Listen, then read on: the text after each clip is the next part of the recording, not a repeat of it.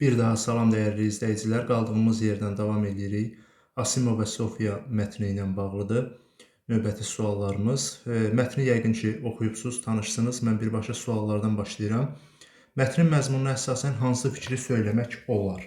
Demək, biz burada doğru cavab kimi götürəcəyik. Robotlar insanların həyatını asanlaşdırmağa xidmət eləyir. Yəni, B variantı bizim doğru cavabımız olacaq. Bir dəqiqə. B variantı bizim doğru cavabımız olacaq. Robotlar insanların həyatını asanlaşdırmağa xidmət etmiş olur. 14 nömrəli tapşırığın izahına baxırıq. Mətnə əsasən Asimov haqqında yanlış fikri müəyyən etməliyik.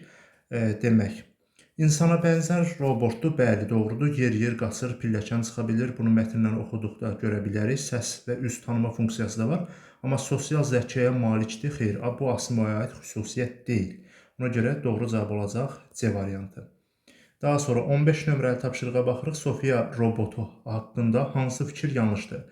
Demək, ilk insana bənzər robot Sofiya deyil. Bunu mətndən də görə bilərsiniz. Ondan qabaq da insana bənzər robotlar olub. Ona görə yanlış cavab olacaq A variantı. İstehsalına 2017-də başlanılıb, müxtəlif duyğular ifadə edir və Hanson Robotics şirkətinə məxsusdur. Bu fikir də doğrudur. Doğru cavab oldu 15-də A variantı. Dəyərli şagirdlər, mütləq şəkildə kanalımıza abunə olub, bildirişləri aktiv edin.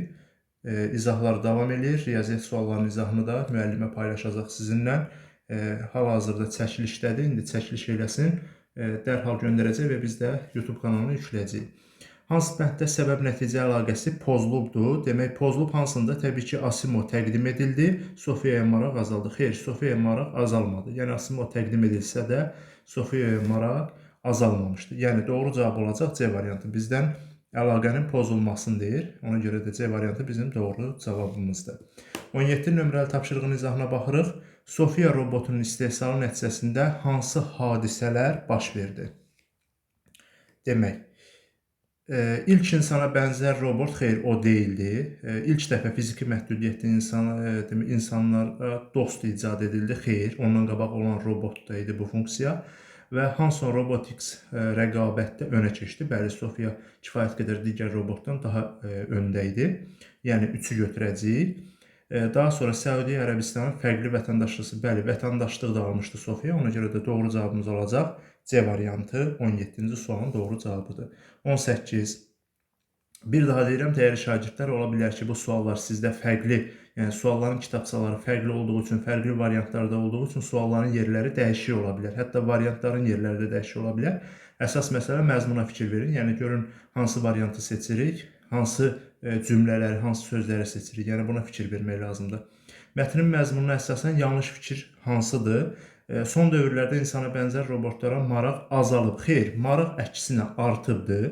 Bizə də yanlış fikri dediyi üçün doğru cavab olacaq A variantı. 19 nömrəli tapşırığa baxırıq. Asimovun istehsalı nə üçün dayandırıldı? Demək, maraqlı bir sualdır. Sofiya ilə rəqabətdə geri qaldı. Yəni, rəqabət apara bilmədiyi üçün. Doğru cavab olacaq B variantı. Keçirik növbəti tapşırığın izahına. Yəqin ki, şagirdlər ümid edirik ki, bir çox sualı doğru yazıbdır. Çünki biz də sınaq imtahanlarında məhz bu tipli mətnlərə, geniş mətnlərə baxın. Deyirdiniz ki, mətnlər niyə uzun olur? Görürsünüzmü? Nə qədər? Hətta bizim mətnlərdən belə uzun mətn çıxdı qarşınıza. Yəni, sınaq imtahanında istifadə etdiyimiz.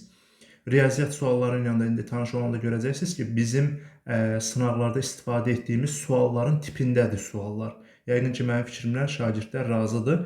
Çünki bizim sınaqlarda iştirak edən təbii ki, şagirdlərdən söhbət gedir. 20 nömrəli tapşırığa baxırıq. Honda şirkətinin 2018-ci ildə verdiyi qərar hansı fikri söyləməyə əsas verir? Demək, rəqabətə dözümsüz məhsulların istehsalını dayandırdı. Yəni, artıq həmin robotun istehsalı dayandırdı Honda şirkəti. Ona görə doğru cavab olacaq D variantı. 21. Üçüncü abzası hansı yarımbaşlıqla adlandırmaq olar? Üçüncü yarımbaşlığa baxsaz görərsiniz ki, orada iki robot arasında bir növ rəqabət başlayır. Ona görə də biz deyəcəyik burada çətin rəqabət. Doğru cavab olacaq C variantı. Dəyərli şagirdlər, mətnin növbəti hissələrinin izahı üçün mütləq şəkildə kanalımıza abunə olun. Videonu da öz ətrafınızla, dostlarınızla, tanışlarınızla, yəni monitorinq imtahanında iştirak edən şagirdlərlə paylaşın ki, daha çox şagird bizim izahlardan faydalana bilsin. Və eyni zamanda riyaziyyat tapşırıqlarının izahını da irəliyən saatlarda, dəqiqələrdə kanalımıza yükləyəcəyik. Mütləq şəkildə bizi izləmədə qalın. Sağ olun, salamat qalın. Növbəti izahımızda mütləq şəkildə bizi gözləyin.